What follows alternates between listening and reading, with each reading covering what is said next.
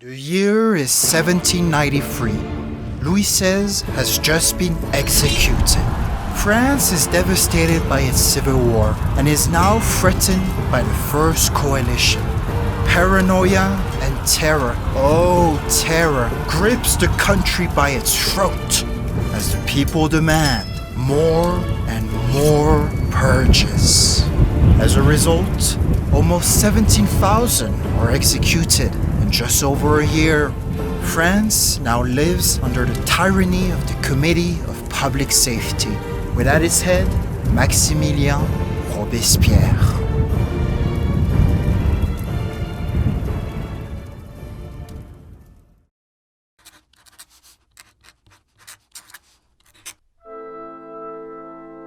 In March 1793, as violence grew within the streets of Paris, Danton, with the support of Robespierre, proposed the creation of a revolutionary tribunal with extraordinary powers to impose the death sentence. At first, the deputies of the National Convention opposed the idea, but Danton reminded them the September massacres and claimed that more would occur if they didn't take justice in their own hands. In his own words, "Let us be terrible so that the people will not have to be."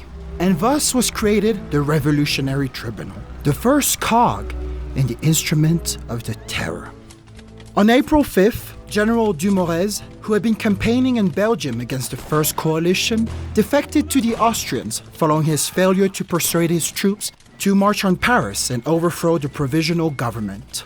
This, coupled with growing revolts within the country, especially in the Vendée region, meant that the provisional government felt increasingly vulnerable to both external and internal actors. One solution: the creation of a committee that could use all the power of the Revolutionary Tribunal to destroy the enemies of France. A hand to grasp the weapon of the Revolutionary Tribunal, as Danton put it. That hand was created the following day and was closely tied to the leadership of Danton. So much so that despite being named the Committee of Public Safety, it was better known as the Danton Committee. It governed the war and appointed generals. It appointed the judge and juries of the Revolutionary Tribunal, provisioned the armies and the public, maintained public order, and oversaw the entire bureaucracy of the state. With such a broad mandate, it wouldn't be long before the Committee of Public Safety started to become the de facto government of France, and thus its leader, Danton, the ruler of France. Yet, despite his fulgurant rise in power, he left his position in the Committee of Public Safety on July 10th, following the downfall of the Girondins. His reasons are unsure. Some believe he was simply tired of dealing with France's growing struggles, while others claim it was a calculated shot to later strengthen his power. Nevertheless, his absence meant that Robespierre was asked to join the committee, which he agreed to reluctantly 2 weeks later. Along with him, he brought his closest supporters, especially Saint-Just, a radical politician that became the youngest deputy of the convention at only 25, and Couthon, a talented paraplegic lawyer whose laws would allow the worst acts of the terror. And while all 12 members of the committee were supposed to be equal, the overwhelming hold that the Mountain had on the committee made Robespierre a clear leader. And while all 12 members were reappointed monthly, it soon became clear that some people were more appointed than not. In the summer following the election of Robespierre to the committee, France was further split apart by the delivery of Toulon to the English and the numerous federalist revolts that followed the elimination of the Girondins. Above all, on August 23rd, the National Convention decreed a levée en masse, which conscripted all unmarried and able-bodied young men, the first of its kind in Europe. But this fueled further discontentment within the provinces, as the Vendée rebels were now openly at war against the revolutionary government. A war that would come to kill 170,000 locals, as both royalists and republicans alike massacred the local populace.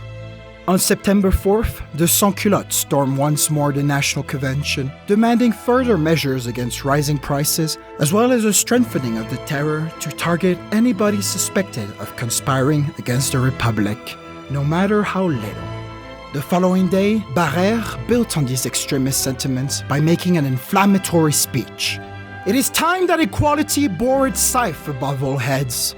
It is time to horrify all the conspirators.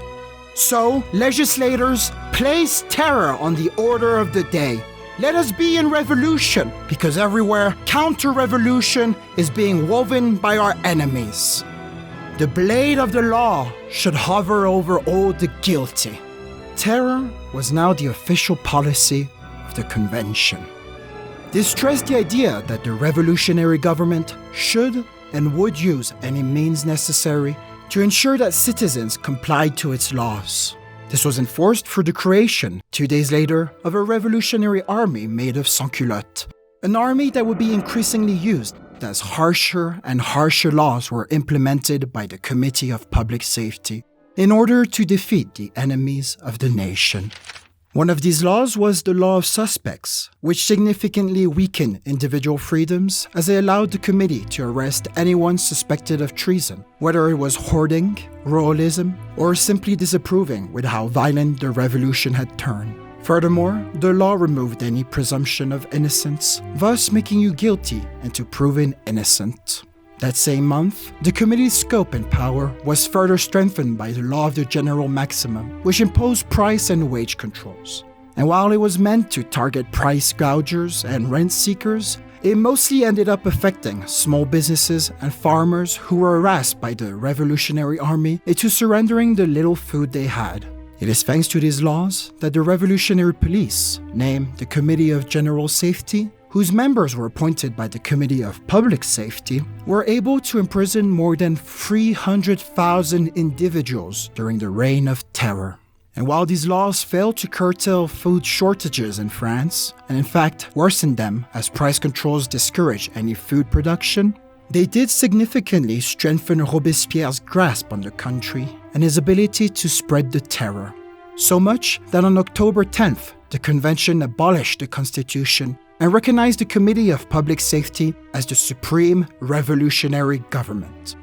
Government officials now no longer reported to the National Convention, but to the committee itself, thus making its members the dictatorial leaders of the country, with at its head Maximilien Robespierre. But Robespierre's rise didn't occur without creating some friction, as factions from both sides of the political spectrum rose against him. On one side, Danton and his supporters, called the Indulgents, protested further and further against the Reign of Terror. One of Danton's supporters being Camille Desmoulins, a young journalist whose speech had rallied the mob into storming the Bastille in 1789. But above all, Desmoulins was his classmate, an old friend. He had even made Robespierre the godfather of his only child. And for someone like Robespierre, who had always been isolated, timid, and introverted, one can imagine the pain and abandonment he felt, much like what he had felt when his father abandoned his siblings and him following the death of his mother when he was only 6 years old. On the other side, there was the Hébertists, radical sans-culottes led by the bloodthirsty cause for violence and persecution of Père Duchesne, a character that Jacques Hébert had created for his popular and crude journal of the same name. Through his writings, Hébert regularly incited a merciless brutality against the enemies of the revolution, such as the Girondins, who were eventually arrested and executed, as we have previously discussed. And stuck in the middle was him, Robespierre. Increasingly powerful, yes, but also increasingly lonely. Increasingly distant from his ideals, but also those around him. Increasingly overwhelmed by the events surrounding him and torn apart by the growing discontentment of those who ask for more blood than those who ask for less. Earlier that year, in a Jacobin meeting, Robespierre had confessed. Exhausted by 4 years of difficult and fruitless work, I sense that my physical and moral resources are no longer at the level required by a great revolution. We are now in 1794. Robespierre didn't know it, but this would be the last year of his life.